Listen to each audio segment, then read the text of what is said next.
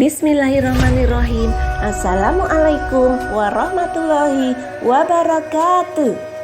Perkenalkan, saya Istina, calon guru penggerak angkatan 7 dari Kabupaten Bantul, Yogyakarta, akan memaparkan aksi nyata modul 1.4 budaya positif. Selamat mengikuti.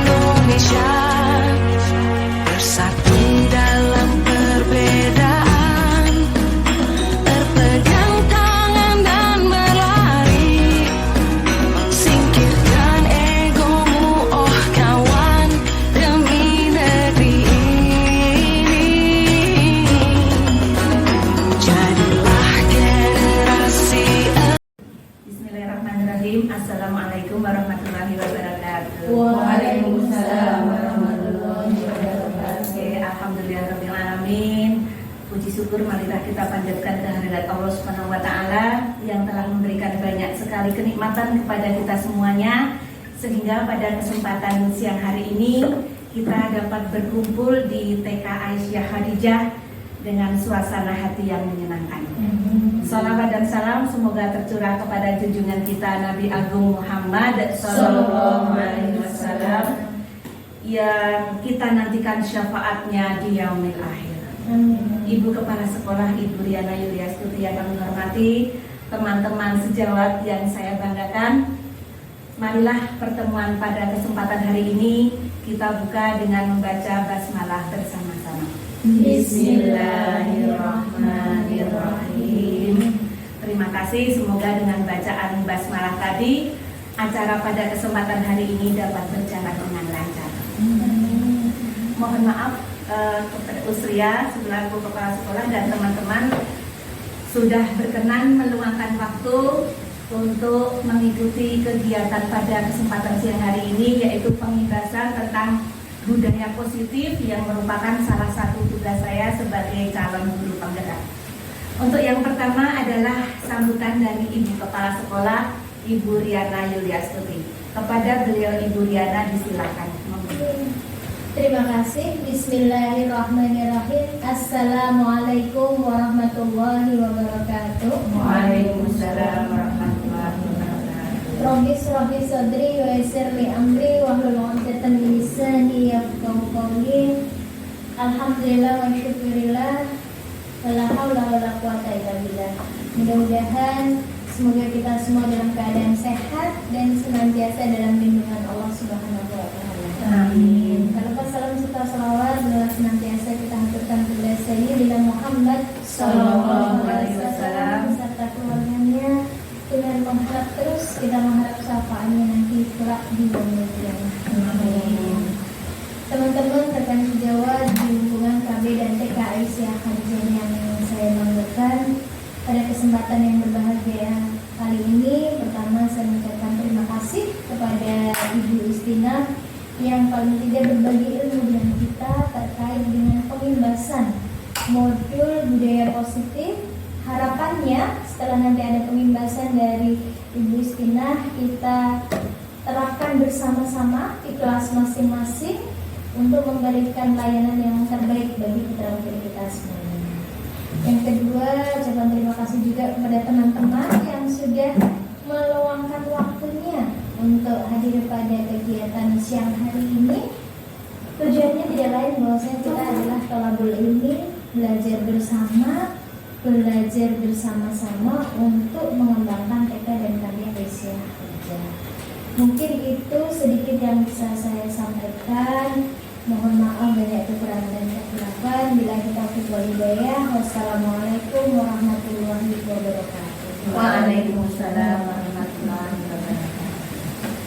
terima kasih kepada Ibu Diana yang telah memberikan sambutannya. Untuk acara selanjutnya yaitu pengimbasan tentang budaya positif modul 1.4. Mohon maaf saya sambil berdiri ya teman-teman sekalian. Ya.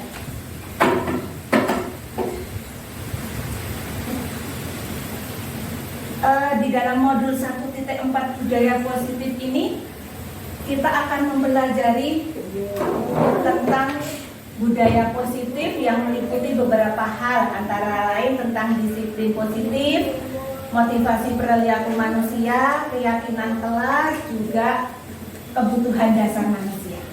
Untuk yang pertama yaitu disiplin positif. Menurut Ki Hajar Dewantara, disiplin diartikan belajar, dari bahasa Latin disiplina, dan berakar dari kata disiple yang artinya murid atau pengikut.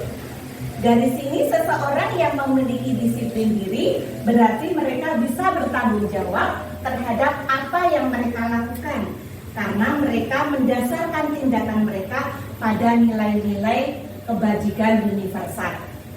Jadi sebagai pendidik, tujuan kita adalah menciptakan anak-anak yang memiliki disiplin diri sehingga mereka bisa berperilaku dengan berpedoman pada nilai-nilai kebajikan universal tersebut dan memiliki motivasi intrinsik, bukan ekstrinsik. Jadi motivasi yang berasal dari dalam diri, bukan motivasi dari luar. Seperti itu. Next. Ya. Untuk yang selanjutnya adalah motivasi perilaku manusia. Menurut Ian Gossen, terdapat 3 alasan motivasi perilaku manusia, yaitu untuk menghindari ketidaknyamanan atau hukuman. Nah, di sini seseorang yang mempunyai motivasi menghindari ketidaknyamanan atau hukuman itu merupakan motivasi yang paling rendah. Jadi ini motivasi yang berasal dari luar, bukan dari dalam diri masing-masing. Jadi di sini biasanya seseorang itu akan bertanya, apa akan terjadi ya jika saya tidak melakukan ini, melakukan kegiatan ini, atau melakukan perbuatan ini. Jadi mereka hanya melihat dari sisi luarnya saja, seperti itu. Untuk yang kedua, untuk mendapatkan imbalan atau penghargaan dari orang lain. Nah, ini juga hampir sama dengan yang pertama, yaitu menghindari ketidaknyamanan atau hukuman, cuma mungkin ini agak lebih bagus lagi di atasnya. Jadi sama-sama ini motivasinya dari luar, ekstrinsik. Dan biasanya yang seperti ini, yang seperti mendapatkan imbalan atau penghargaan dari orang lain itu, mereka akan mempunyai motivasi yang apa yang akan saya dapatkan jika saya melakukan ini, imbalan apa yang akan saya dapatkan, seperti itu. Jadi memang bukan dari dalam pribadi, tapi ini memiliki motivasi yang dari luar, seperti itu. Jadi mungkin hampir sama dengan yang pertama. Untuk yang ketiga yaitu motivasi untuk menjadi orang yang mereka inginkan dan menghargai diri sendiri dengan nilai-nilai yang mereka percayai. Nah, motivasi yang seperti ini motivasi yang paling bagus karena merupakan motivasi yang timbul dari dalam pribadi masing-masing, intrinsik ya. Jadi muncul dari dalam diri masing-masing dan merupakan cara untuk menghargai diri sendiri. Seperti itu. Ya, next. Nah, untuk selanjutnya yaitu kita bicara tentang keyakinan kelas. Apa itu keyakinan kelas? Keyakinan kelas merupakan nilai-nilai kebajikan atau prinsip-prinsip universal yang disepakati secara universal. Ya, untuk pembentukan keyakinan kelas mengacu pada yang pertama bersifat lebih abstrak dari peraturan. Jadi mungkin lebih longgar. Untuk yang kedua, berupa pernyataan-pernyataan yang universal, yang umum, yang mudah diterima, seperti itu. Terus dibuat dalam bentuk positif, ya misalnya menaruh tas di tempatnya, seperti itu. Terus mudah diingat dan dipahami. Jadi keyakinan kelas itu karena sudah merupakan kesepakatan, jadi memang kalimatnya mudah diingat, mudah dipahami. Jadi mungkin tidak terlalu yang panjang, yang bertele-tele, tapi yang simpel. Terus dapat diterapkan di lingkungan tersebut, di dalam komunitas tersebut. Misalnya kalau di kelas A2 ya diterapkan di kelas A2. Jadi sama-sama dibuat antara warga sekolah A2, yaitu saya sebagai wali kelas dan anak-anak. Seperti itu. Dan semua warga berkontribusi dalam pembuatannya. Jadi dibuatnya secara bersama-sama. Ya, bersedia meninjau kembali dari waktu ke waktu.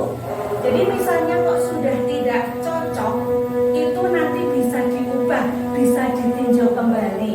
Ya. Jadi memang tidak sakit, tapi agak sedikit, agak longgar, bisa dibilang longgar. Nah, mungkin juga untuk keyakinan kelas atau kesepakatan kelas itu apa ya perbedaannya dengan peraturan? Nah, mungkin dari teman-teman ada yang bertanya seperti itu. Nah, kalau peraturan itu sifatnya kayak apa ya? Agak sakit gitu ya. Jadi dibuatnya dari satu sisi, misalnya hanya dari sisi sekolah saja. Sedangkan untuk keyakinan kelas itu dibuat bersama-sama antara sekolah juga wali muridnya. Misalnya di A2 itu berarti kalau keyakinan kelas itu dibuatnya saya sebagai wali kelas dan anak-anak sebagai muridnya. Nah, kalau peraturan kelas itu dibuatnya dari satu sisi. Jadi misalnya dari saya sendiri sebagai wali kelas, seperti itu.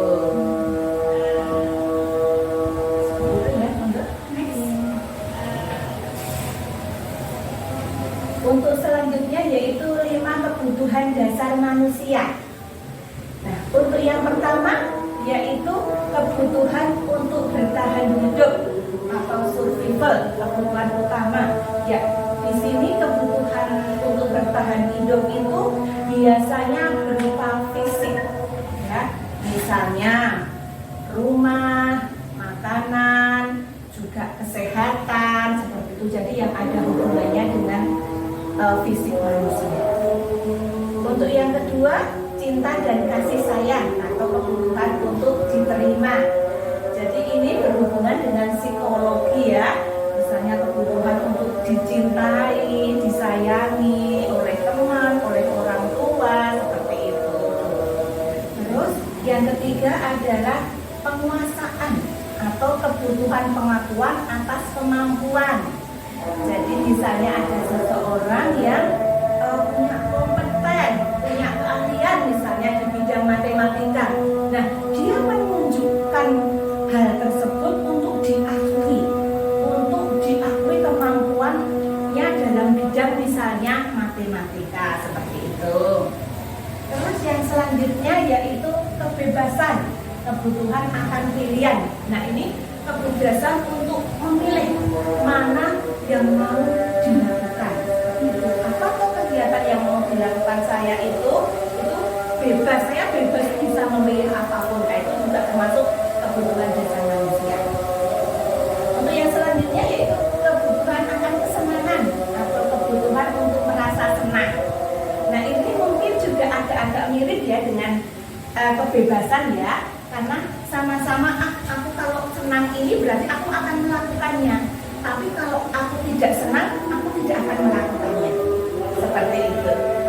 Next. Nah, untuk materi yang selanjutnya yaitu 5 posisi kontrol. Menurut Ian Gosser, terdapat 5 posisi kontrol yang dilakukan oleh guru, orang tua, juga ataupun atasan untuk mengontrol perilaku murid, anak ataupun bawahannya. Yang pertama yaitu penghukum. Posisi kontrol yang pertama yaitu penghukum. Penghukum itu biasanya nanti dengan suara yang keras, dengan nada yang tinggi. Misalnya, awas kalau kalian tidak merapikan alat mainnya. Nah, itu nanti statusnya sebagai penghukum, jadi kayak menjas. Itu jadi dengan suara yang tinggi, suara yang agak keras, yang keras seperti itu, dan itu biasanya akan menyakiti hati murid ataupun anak. Seperti itu. Untuk yang kedua yaitu membuat orang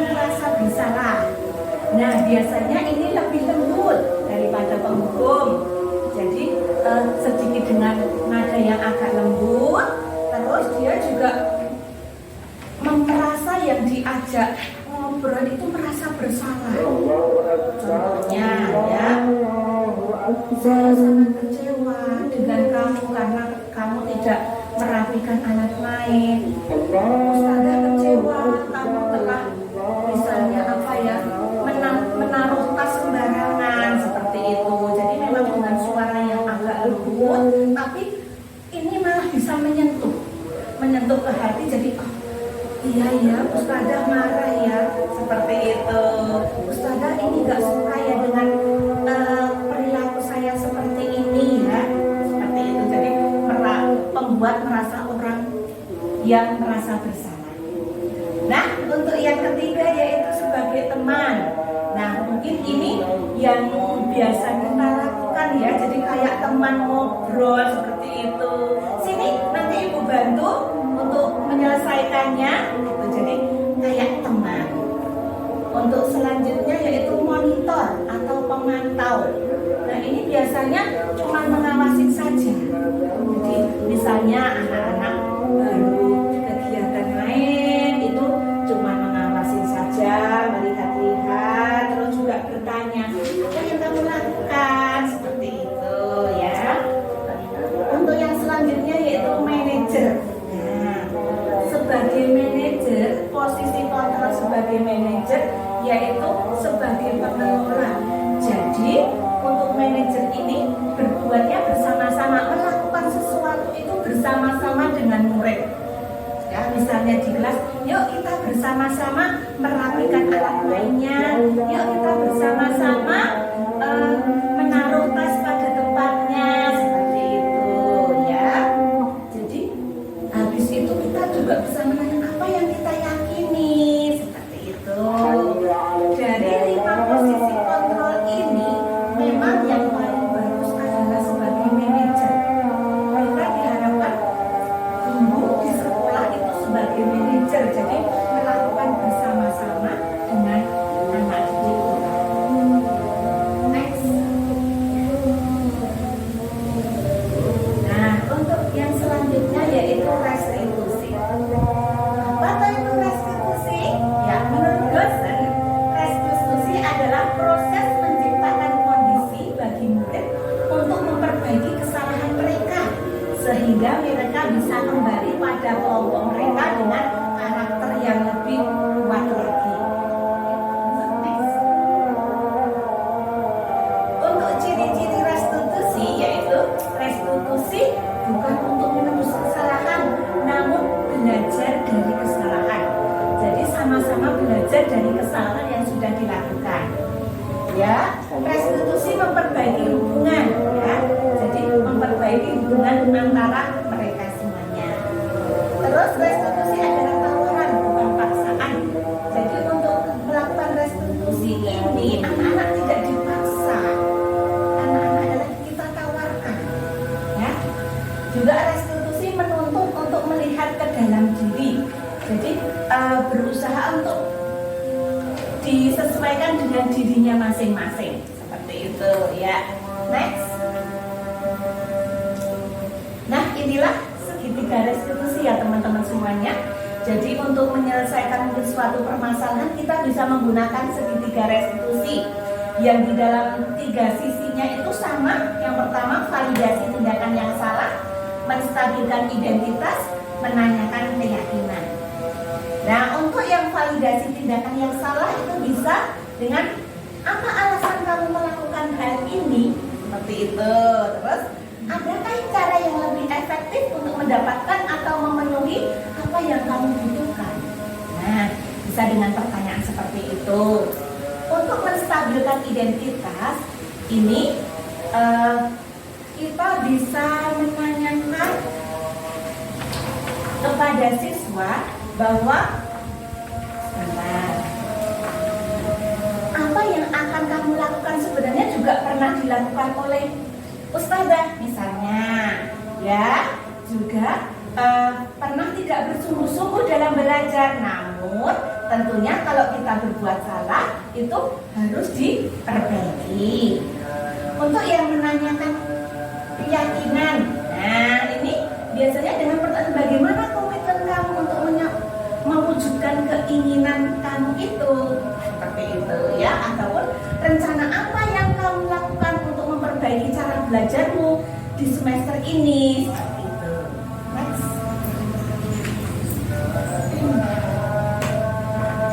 Nah, itu tadi yang saya sampaikan ya untuk langkah-langkah restitusi, yaitu pertama menstabilkan identitas, validasi tindakan yang salah, juga menanyakan keyakinan. Next.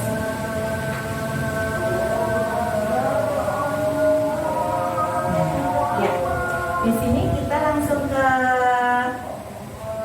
restitusi. Tapi sebelumnya maaf, ke restitusi dulu. Sebagai contoh yang tadi.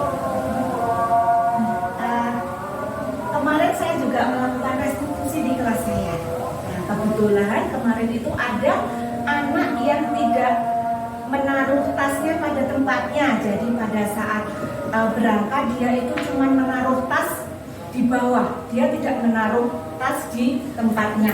Padahal kita juga sudah membuat keyakinan kelas. Boleh next selanjutnya.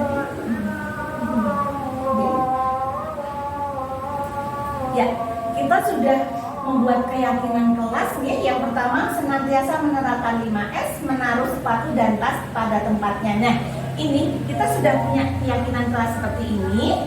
Cuma kemarin ada anak yang tidak menaruh tas di tempatnya. Terus saya melakukan restitusi. Kita ajak ngobrol anak-anak semuanya. Saya menanyakan, siapa yang tasnya tidak ditaruh di tempatnya? Nah, anak yang tidak menaruh tas di tempatnya itu tunjuk jari, saya Us. Oh ya, terus saya tanya, yang menstabilkan identitas. Tidak apa-apa, Ustazah juga tidak marah, seperti itu. Terus untuk yang validasi tindakan yang salah, kamu pasti punya alasan kenapa kamu tadi tidak menaruh tas di tempatnya. Nah, mungkin anak-anak juga jawab, iya Us, tadi saya lupa, saya tergesa-gesa, seperti itu. Terus, oh iya, tidak ada.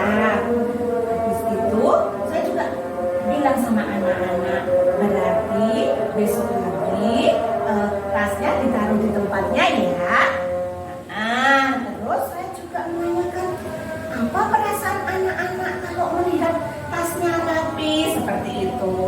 Anak-anak juga bilang, iya Us, senang karena bisa melihat keindahan, tasnya bisa berjejer dengan bagus, seperti itu.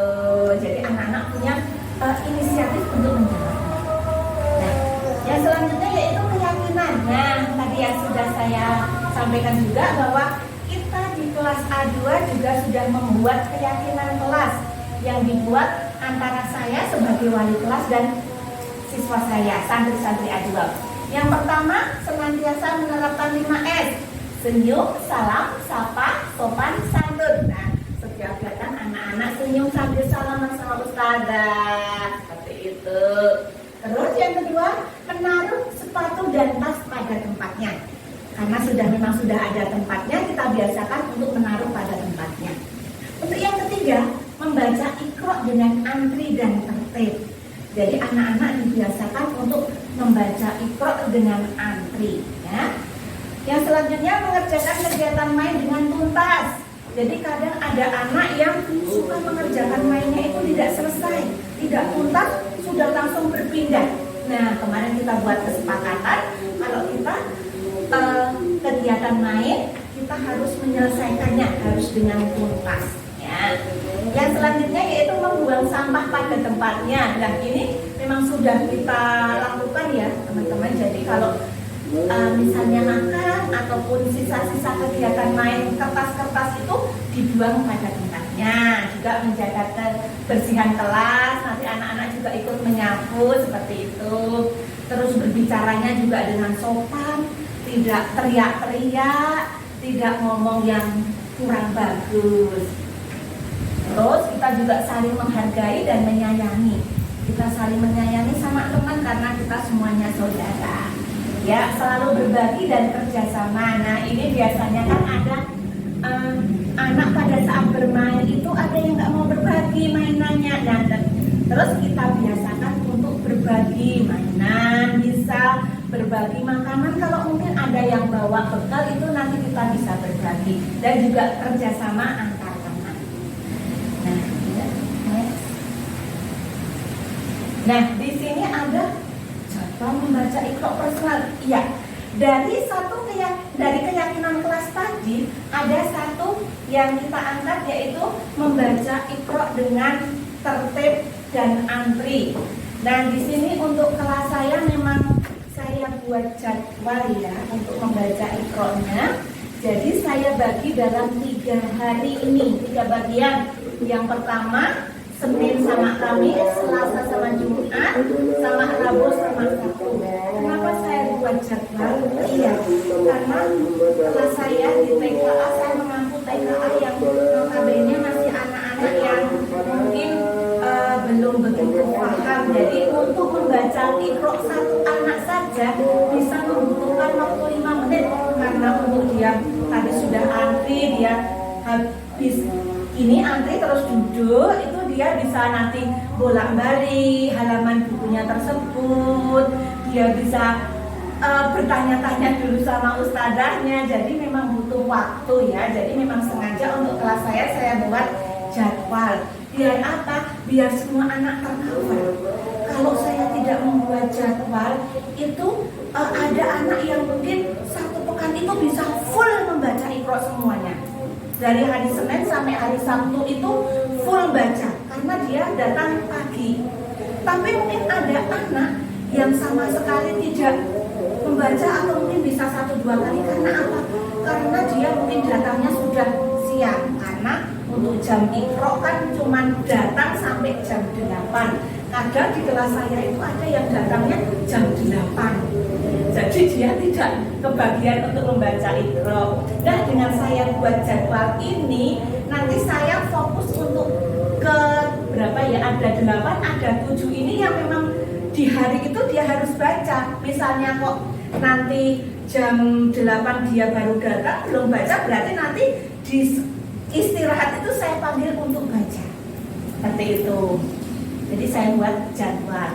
Tapi ini juga bisa longgar teman-teman, tidak terus saklek, tidak, tapi juga fleksibel. Misalnya ada pagi itu yang jadwalnya, misalnya jadwal hari Selasa ini kok anaknya belum datang semuanya yang di jadwal hari itu, tapi kok ada anak yang di jadwal hari Senin itu datang nomor 1, itu nanti juga fleksibel. Saya juga akan Iqra seperti itu. Tapi memang ini ada jadwalnya. Tapi kalau memang ada 1 atau 2 anak yang memang terus bisa datang pagi atau apa, itu juga nanti bisa Iqra juga. Dan misalnya ada anak yang tidak mau, nah itu nanti terus walaupun di hari itu di paginya belum mau, tetap saya usahakan untuk membaca Iqra. Jadi memang saya buat biar adil lah, biar rata, seperti itu. Next. Nah, di sini lampiran-lampirannya pada saat membuat keyakinan kelas ya ini, teman-teman. Ini pada saat membuat keyakinan kelas, kita bicara dengan anak-anak, kita ngobrol apa yang akan kita sepakati bersama, seperti itu. Dan untuk ini, untuk membaca Iqra personalnya, antrinya seperti ini. Jadi memang ini 1 anak butuh waktu ya, tidak mungkin kalau yang sudah TKB bisa cepat, sehari mungkin bisa semuanya. Tapi kalau memang kelas A yang memang usia di kelas saya itu paling muda, jadi memang butuh ketelatenan seperti itu. Next. Ya, ini masih sama ya, pembuatan keyakinan kelas juga Iqra.